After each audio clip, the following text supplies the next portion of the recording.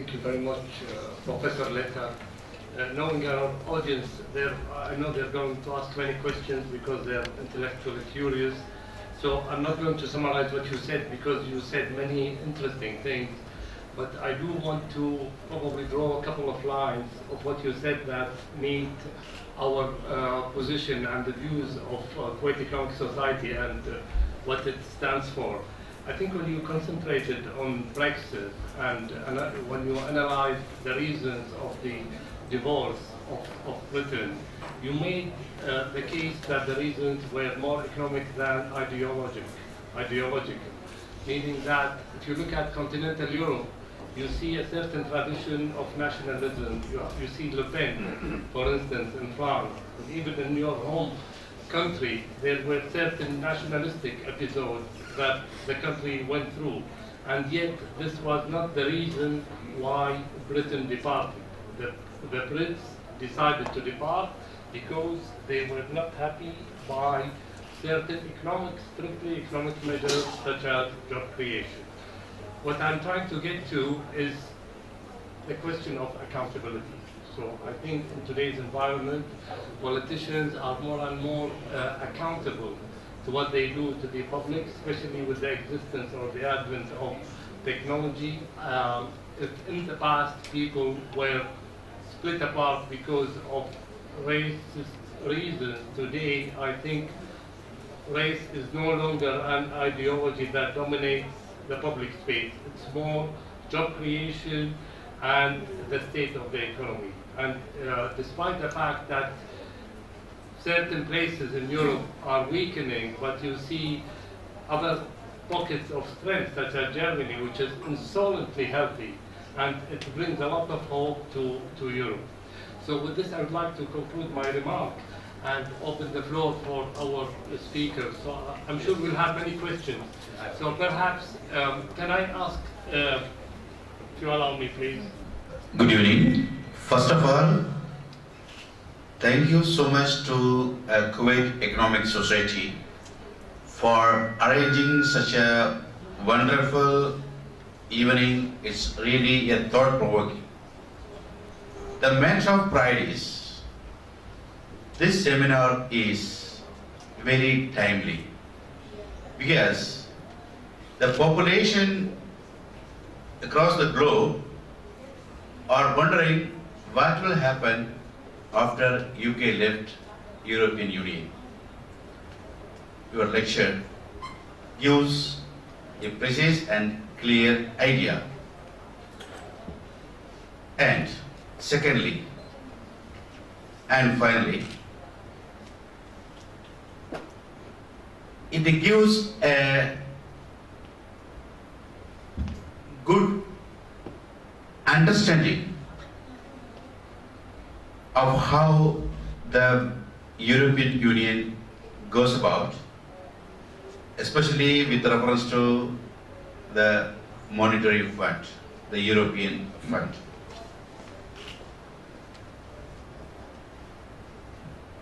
Professor Lita, your speech is thought-provoking and highly inspirational, quoting back the words, keep, unite, strong, able to influence. Besides your subject, it gives an inspiration to us. Thank you so much. Dr. Mustafa, I did my dissertation on GCC regional economic integration in the 80s. Taking the model of the GCC, I was optimistic of this big. Now, in this crisis, there are 3 points that I want you to maybe explain.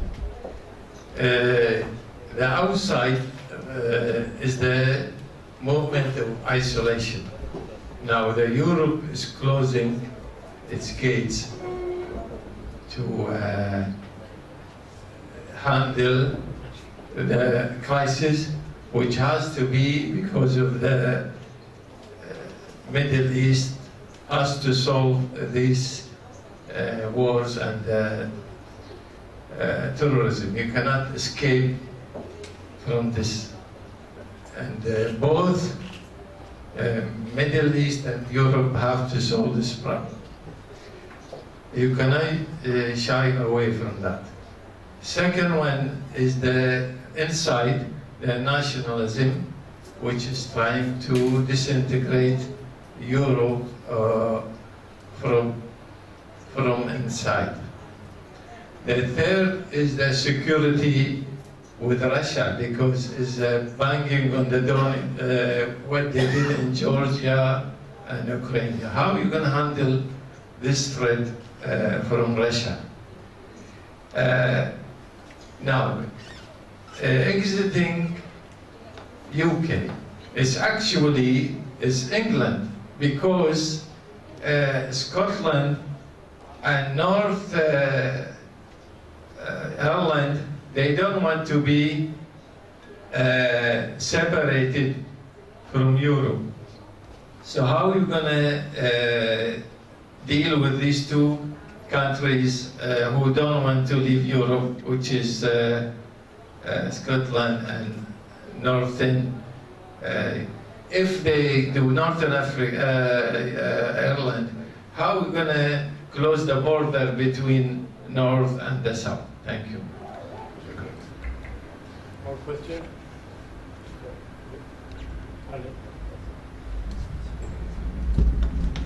Ahmed, thanks for. Hello.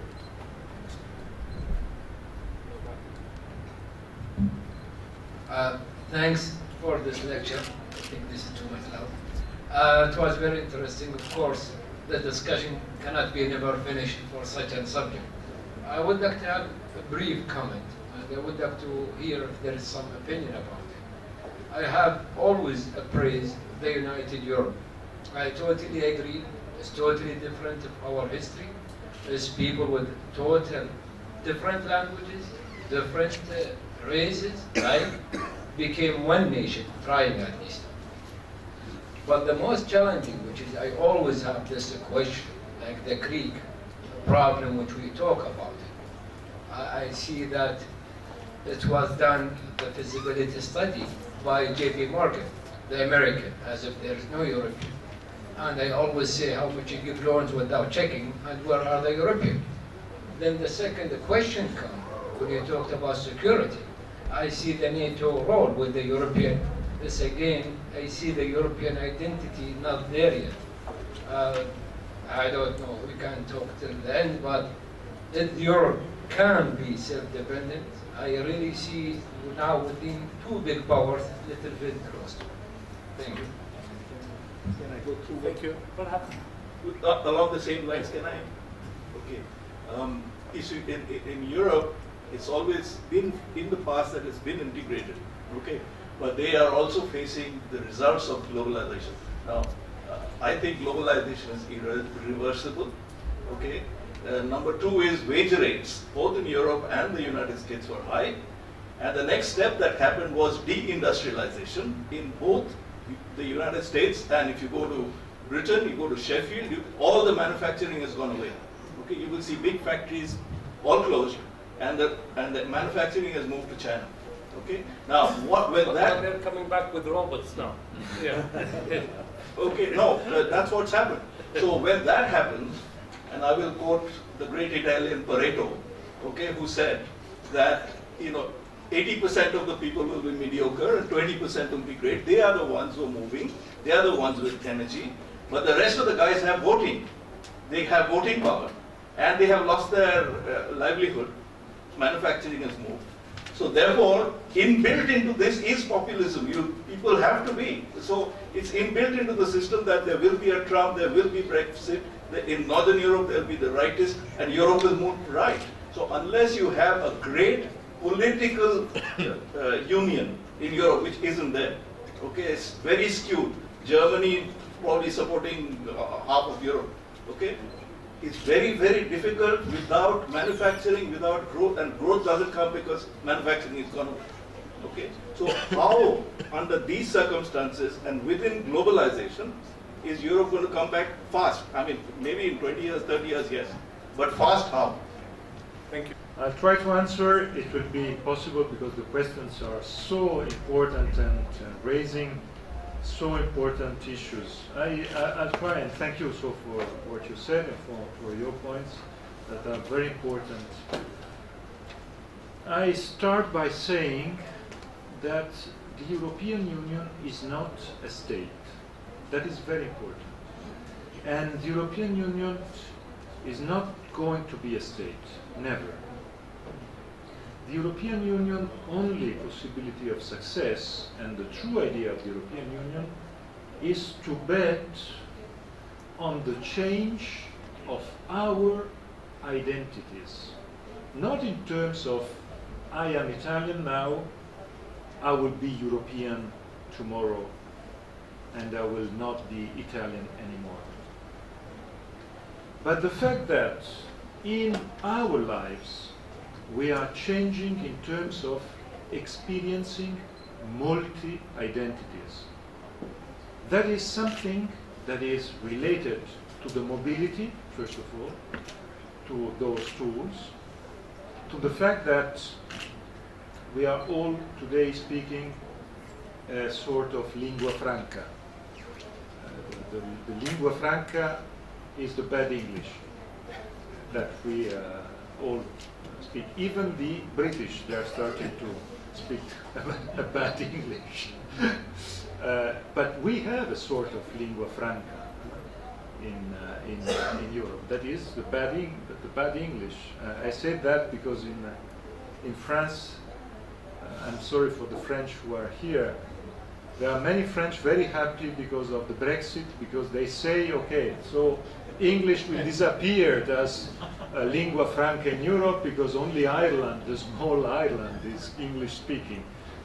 It is not true at the end of the day. It is not true because we speak all the bad English. That is the new lingua franca. The new, but the key point is the fact that the European Union is a multi-identity framework. So it's a place where I continue to be Italian, but I add a European identity to my Italian identity. But in a period in which being Italian for me is not enough to define what I am, because I can't. There are other Italians here, and I'm sure that if I ask them to define their identity, they will start by saying, I am from Milan, I am from Turin, I am from Tuscany, I am from Pisa, to be clear, because there are many Tuscany. So then I am Italian, then I am a European. And these levels are all important for me to define my identity. And it is not enough to say I'm Italian. So the idea of the European Union is not to cancel national identities, is to bet on this multi-identity that is the way in which we live today. And so what is happening today with this race of nationalism? For me, the race of nationalism is the true enemy, is the true big mistake. Because nationalism, in this word interconnected, can't be the answer, is a false friend, is a way to speak to the stomach of the people, saying that you are not happy of the situation you are living, so the flag and the enemy. Because the nationalist has always the other side of the moon. At the other side of the moon is the enemy. You can't have nationalism without raising enemies. And if you don't have enemies, you build enemies. This is what we are doing in some European political parties. They are creating enemies.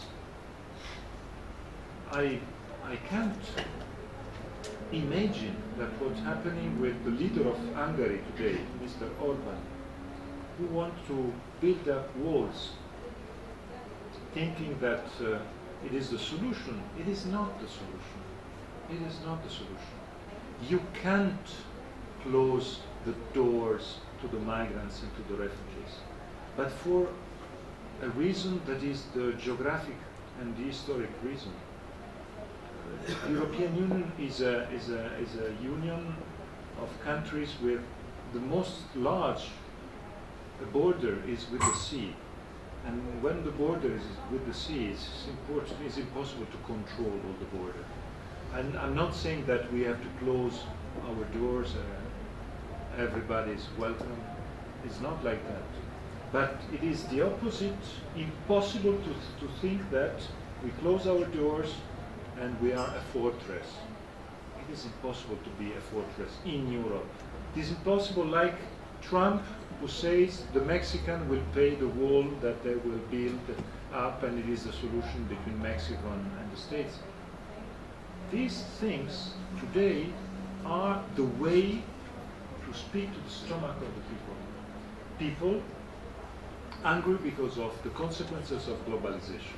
You mentioned in your intervention the problems of globalization. Globalization gave us a lot of opportunities. A lot of opportunities. The problems of the globalization are the consequences of some of these changes and the lack of capacity to manage these consequences. The transition periods that are decisive. You have a change. We had many changes in the world because of progress. People printing newspapers. It was a job 30 years ago, printing physically newspapers. Now it's over. Print physically newspaper, lineotype and so on and so forth. It's gone. But it was a job. The only way is that the progress, you can't block the progress, but you have to help people losing their job because of the globalization. So it's a problem of welfare. And you have to be generous with these people, because if they are in their 50s or in their 60s, they will be unable to retrain themselves and to learn to be on these tools and to be like my son of 12 that is better than me on these tools. And this point, I think, is crucial, how to manage the consequences of globalization. You mentioned Brexit, and you mentioned a very important point, Scotland and Northern Ireland.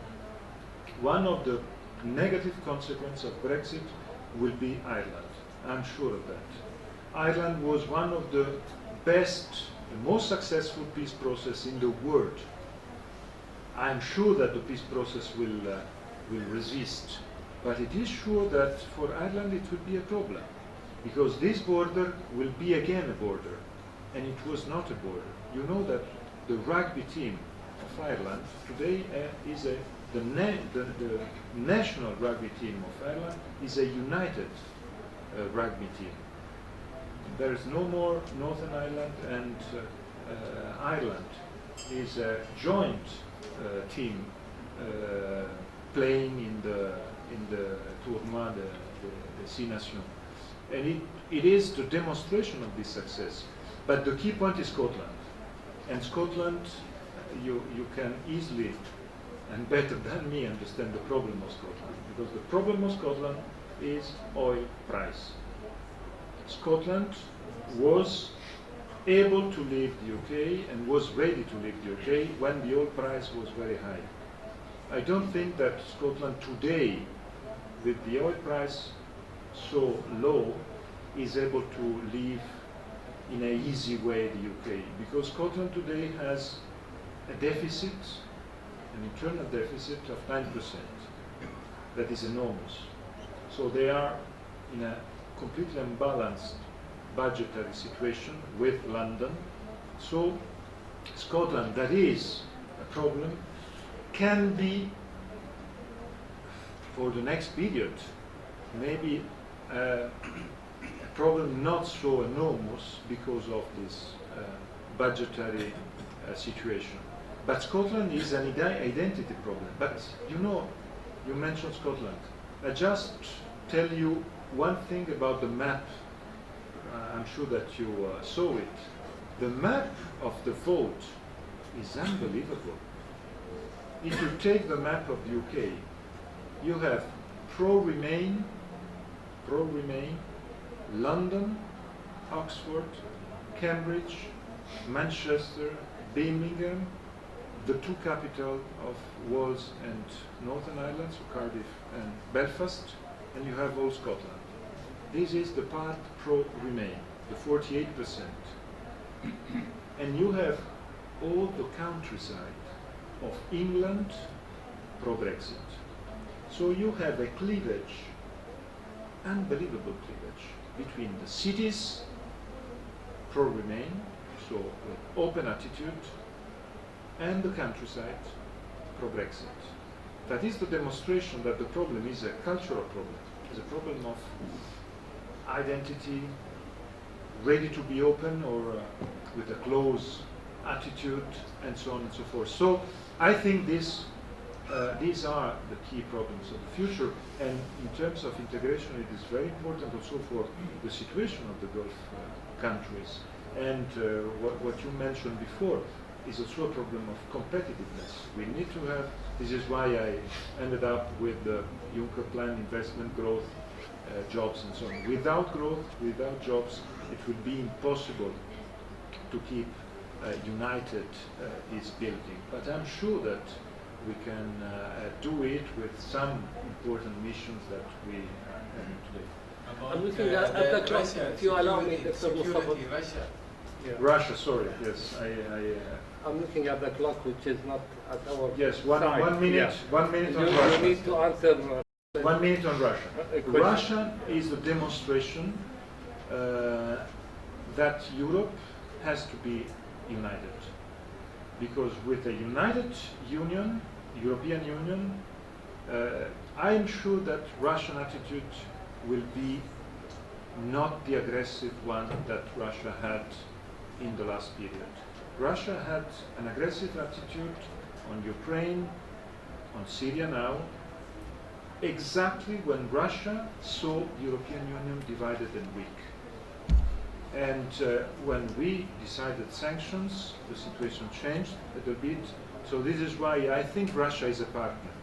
We have to build a partnership with Russia. It's impossible to think at Russia as an enemy like the Soviet Union. But it's important for them to see us strong and united. This is my point. Yeah, so there is a remaining question, if I may rephrase it. I think it came from Mr. Mohammed Abdel. It's about the interplay between small European countries and the existing financial system as we know it through major investment banks. And probably you alluded to that when you said that you had some reservations on the IMF intervening and you wanted some sort of European IMF, so to speak. So does it mean that you have certain views on the existing architecture of the financial system and that it can be probably dangerous, at least to some European countries? You know, it's very clear that the world was dominated some years ago by finance. And that was the big problem of the European rescue and European how to get out from the crisis. I say that because a too financial accent on the economy is a way for some aspect to create more problem than the problem you can solve. For instance, you know that, do you know how many millions, how many billion euros we put on Greece? It's the biggest amount of money ever. In 3 bailouts, we put on Greece, as European countries, 283 billion euros. That is more than Greece is enormous, And nobody is happy. Nobody is happy. We spend an enormous amount of money, nobody is happy. Why? If we spend such a big amount of money and nobody is happy, because we spend it with the wrong timetable. We spend it too late. And this is why I say we have to change our mind and we have to create tools to intervene, like the European Monetary Fund. I'm very short because time is. We have to spend money not when the house is already destroyed by the fire. Because if you intervene only when the house is already destroyed by the fire, you have to spend 10 times what you could spend if you intervene before, at the very beginning of the crisis. When you start to see the problems, then you can intervene, and you must spend. Do you think small countries are getting bad advice sometimes? I think this was the intention of the question. I don't know if it was an intentional or not, but it was wrong. So maybe yes, maybe yes. Okay. Do we have more questions? تفضل. بريطانيا نجحت في الخروج من الاتحاد الأوروبي. ممكن دول ثانية تمشي على نفس المنوال؟ السؤال الأهم أنا بالنسبة لي هو عبارة عن سؤال رسم. ألا تعتقد أنه بريطانيا، أنا الحين هذه عملتها نتيجة للمحاضرة، خربطت الكيان الأوروبي بأكمله من خلال رغم أنك متفائل يعني. Okay. I think the first question was, do you think other countries may follow Britain in leaving the Brexit and leaving the European Union? And this beautiful sketch illustrates in the opinion the blow Europe is giving, Britain is giving to Europe through Brexit. Do you agree with this or not? Sorry? In his opinion, this illustrates the blow Britain is giving to Europe in its divorce. Do you agree with the sketch or not? First of all, thank you very much. Thank you very much. But I want. Oh, the signature is there, so very good. I will bring with me. I will bring it with me. Frankly speaking, I don't think that other countries will follow the UK because of dimension. The UK is big. UK can think to stand alone. I can't imagine Denmark. I can't imagine Sweden. I can't imagine Hungary standing alone. Italy? No, Italy. Forget it. I can't imagine these countries standing alone. I mentioned Sweden, Denmark, I mentioned Hungary because these three are the usual suspects when we say who's next. I don't think that they will take this decision. They are too small, and being out is too dangerous for these countries. For the Eastern European countries, it would be crazy to leave. Today they have they gain a lot of money because they are members of the European. When I watch in the television Orban, the leader of Hungary, it's a mess. It's crazy. This man gets a lot of money from the European Union in terms of structural funds, and he continues to say that solidarity is only when I have to take, not when I have to give. In my thought, in my mind, in my tradition, solidarity means you give and you take. If you don't give, you can't take. So this is the point about the other countries. But I think your point is right. I think you understood my mood. I was very anti-Brexit. I was very pro-Remain, because I think Brexit is a big one to the European Union. It's a big problem for the European Union, and it will be a big problem for the UK too. I'm sure that the UK, you know, for the UK we had in this very period somebody saying, so nothing happened, it was not a disaster, so look, it is not so bad to exit. That was what we read in some newspapers in France or in Italy, but it's completely crazy, because the UK is not out from the European Union. I say it at this point clearly. The UK, nothing happened. The UK is part of the European Union until 19. So it is impossible to say now the situation is better or it's worse, because nothing happened. You have to, this is why I think it was a big mistake, because they took this decision, and I don't want to open the Pandora box of the referendum as tool, as democratic tool. I am against the referendum. I am completely against the referendum as democratic tool. It's not democracy. It's not democracy. It's a way to take one decision that will oblige your children, your grandchildren to be involved because of this, to be influenced of this decision, just because in one day, one shot, one kill, you decide 48 to 52. It's completely crazy to take historic decisions like that without a preparation, without involving all the bodies of the society, all the representative democracies bodies. That is, in my view, a key and very important point. So I predict a very bad future for the UK out of Europe.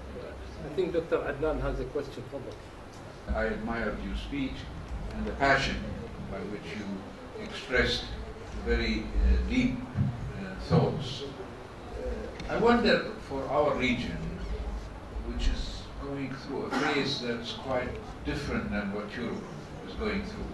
I mean, in the 50s and 60s, and those of us who have gray hair, they remember that this region was trying to do something like the European Union. There was some experiment, but clearly the failures indicate that this region was not ready. Not only it was not ready, but currently what we are seeing in the region is the fragmentation of, even states, Iraq, Syria, Libya, and so on.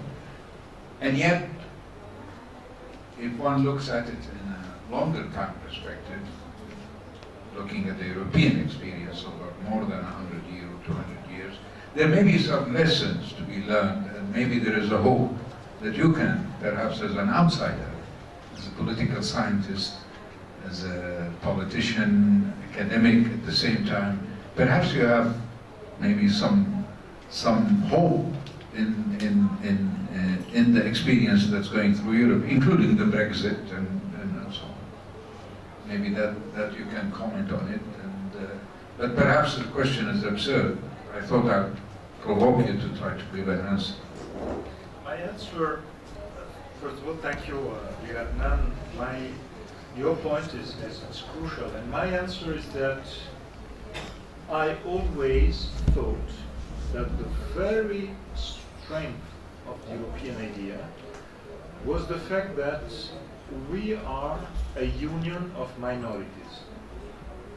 That is the key nuance to understand why the European Union is such a strong idea. Union of minorities. So among us it's impossible not to leave tolerance, because we are all minorities. Nobody is majority of the rest of the European Union. And it is the only architecture in the world, the only policy building experiment with minorities joining without a majority obliging others to join and to stay together. If you take this point, you understand that this is the crucial point, and this is why the European Union is so unique in the world. But I think this point can be important for the Gulf countries too. And if you look at what happened in Europe in these very years, you understand that when this point is under threat, we start to be in dire straits. I'm very frank with you. When I mention this point under threat, I mention Germany. Not because of the Germans, because I know that the Germans are, as The Economist says, once The Economist had a cover, very good cover, saying Germany, the reluctant hegemony. So the Germans, they know very well that they have a problem with the hegemony. So they don't want to play the role of the hegemony. But the key problem is that the role of Germany grew up in these years. And it became the way in which some other countries started to see Germany as the most relevant and like the majority, no more a minority like the others. And so today the problem in the European Union is exactly the fact we are perceiving that there is a break in this level of countries at a similar level, because we are starting to have somebody who is stronger than the others. And this is a problem. And the Germans, they know very well. Angela Merkel is completely aware of that. The big problem is, if we refer the comparison to the Gulf countries, that you have a similar situation. I think you are all minorities. It is difficult to say there is one country that is the hegemony, the power in the area.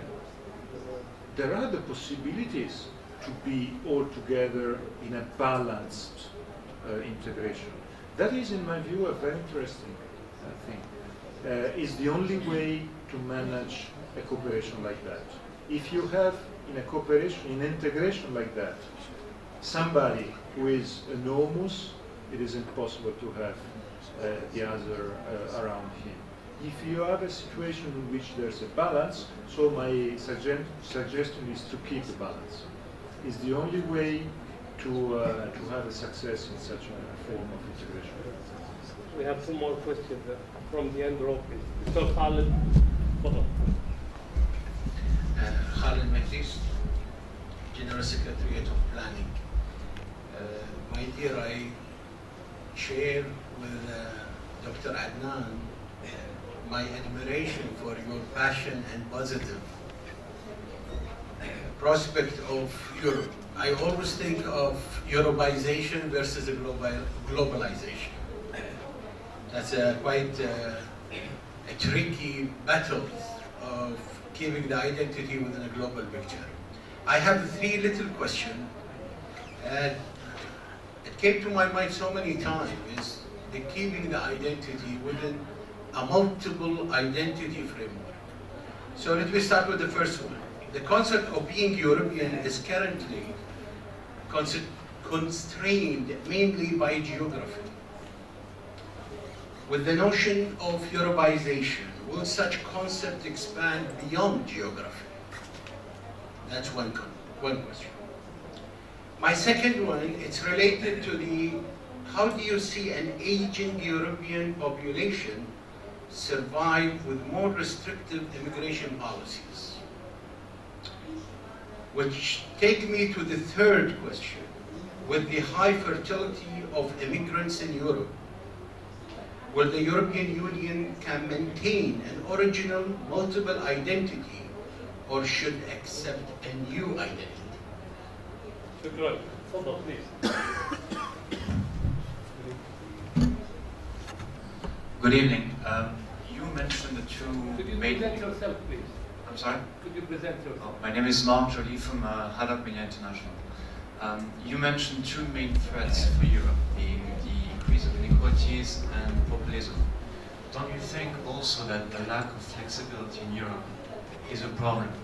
Meaning that in Europe we usually regulate for the sake of regulating, and we have now a problem of one size fits all. For small countries, I would say, obliged to follow the path, the pace of bigger countries. Thank you. Okay. I think we have a third question over there. Fawaz Krami from Kuwait News Agency. My first question about Turkey. Will we see Turkey in the European Union in the future, or we can imagine that? My second question is about the migrants from the Middle East. You said the migrants from the East Europe, they will come back to their countries. Do you think that the migrants from Syria and Iraq will never return to their countries? My third question is about pan-Atlantic markets that between America and EU. What's the future of these markets? Okay, last question I think for tonight. Fadal. I think we need to close by this question. Yes. Professor, I'm Azir from Kuwait University. You talked about regional cooperation and how there's more control in a stronger union. But I feel there's a price to be paid for this, because on one hand we see countries like China and Korea, Indonesia, they are prospering, great economies. You said they might be the next G7 members, and they have done and achieved all this without any union, without cooperation. And don't you think it's better to forge, that a nation should forge its own destiny, its own future, than be in what I can see as a stagnant European Union? Thank you. We have a special request from Kefas. The young lady over there. Ladies, yeah. I think ladies to close the session with this one. I guess you were men biased. Anyway, grazie mille for your great presentation, really great remarks. My question is a particular point you made regarding the unemployment, especially among youth, and how this would make them either leave the country or have increased poverty in the country. So the question is twofold. First of all, do you see this problem solved by having something like what you suggested for that FBI intelligence, like something from Central Europe taking care of this problem? Or what will be the solution way out? Especially that this problem is persistent in the Arab world, I can say that. Thank you. Grazie.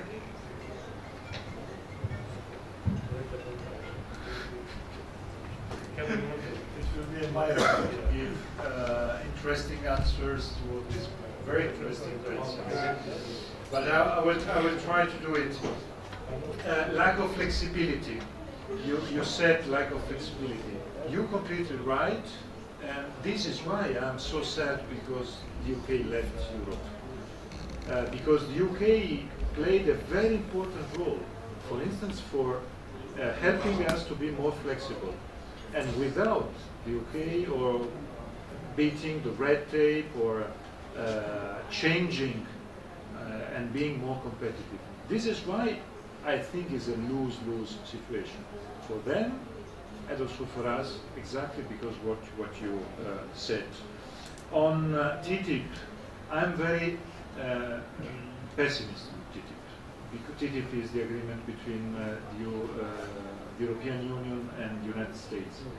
I'm today very pessimist because this mood, protectionist, on both sides of the Atlantic, is kicking the TTIP and is creating a situation in which there's a big probability of a stop to TTIP. So, frankly speaking, I don't see a very positive situation for TTIP today. For Turkey will not be, won't be a member of the European Union, but Brexit can help Turkey to be part of a second circle of the European Union. So around the UK, we can build a European Union, a two-speed, a two-circle European Union, with a larger European, non-European Union countries, UK, Norway, Switzerland, not Turkey, not part of the European Union, but linked to the European Union with these kind of I think migrants, I hope migrants will be back to Syria. I hope so. But we have to solve the problems in Syria, and until now we didn't do it, and I'm very worried about that. On unemployment, youth unemployment, I think is first of all a member state issue with the help of the European Union. I can't imagine an agency at the European Union level because we have so many different situations. You have countries like the Netherlands or Germany with a very good figures on youth employment, and countries like the Southern European countries with very bad figures. So you can't have a European tool for that. You need to have European policies able to help the different European countries to manage in a flexible ways with this crucial problem. On geography, I think you're right. Europeanization can be a concept that can expand itself out of the geographic borders of the European Union. I think it's a very intelligent sentence. I will copy it. I will quote the copyright, but I think it's a very intelligent sentence. Can you explain it to me? What do you mean by that? I did not get the key point is that the European Union has a set of values that are Europeans. But this set of values, they can be used out of the geographic borders of the European Union. And this is a way not to be overwhelmed by the globalization, some of the globalization consequences. So I think it's an intelligent We have things way like to the francophonie, for example, which is very... No, it's not it's already there, no? About the aging population and about the fertility, migrants and so on and so forth. Just one figure, just to explain what I mean and where I am on this position. Germany, the strong and the powerful Germany, without migrants, will lose the 25% of his active population in the next 15 years. Can you imagine? 25% of the active population. In Europe, we have one country which is the leader in fertility. That is France. And we have the rest of Europe, Germany first, then Spain and Italy, in a very bad shape in terms of fertility rates. And this is why, you know, the figures are very clear. You have today 500 million of Europeans. Without migrants, you will have in 30 years 470 million Europeans. With migrants, you will have 510 million Europeans. So it is not an invasion, I would say. It is a way to keep the level of our dimension. This is why I think, and you know, maybe it's a joke, but it is not a joke, it's very true. You know who was Europa in the Greek mythology? In the Greek mythology, Europa was a Phoenician princess. So Europa was extra-communitarian. Europa was not European. I know that is tough, but it is like that. Europa was not European because she came from Lebanon, I would say. We can say it in the present context. I think it's a way to think how this melting pot of Europe is important to build up. And my very last point is on your point on the comparison with Indonesia and Korea and so on. I agree with your point, not with your conclusions. Because Indonesia is a sort of European Union. Indonesia is a sort of federation of 300 ethnical minorities, many, I think, dozen and dozen of languages. Indonesia is a federation. Like India. Like India, of course. Korea is a complete different experiment. And I say that it is a successful experiment, but I would say it's a unique. Korea is like, you have to understand that part of the Korean success is, I don't want to be misunderstood, but it's North Korea. It's the wall they have. The wall they have is part of their success. It's a way to oblige them to stand up, to run, and to run. So I think Korea can't be considered as an example for the other because of this very particular situation they have.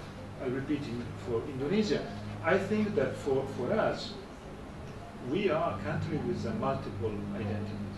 Our European identity, our European values are important in the world. We have a big mission in the world. The big mission is to keep alive our values. On some of these issues, our mission is decisive for the world of tomorrow.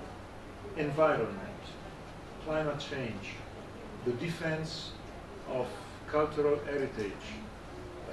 I think these are subjects where the European Union is playing and always played a crucial role, and this is why we have to keep alive these values. This is why I think the European Union has a mission that is not only for herself, but is also for the rest of the world. I'm sorry if I conclude like that. Thank you very much. Professor Leta, ladies and gentlemen, thank you very much. It was very good, thank you. Very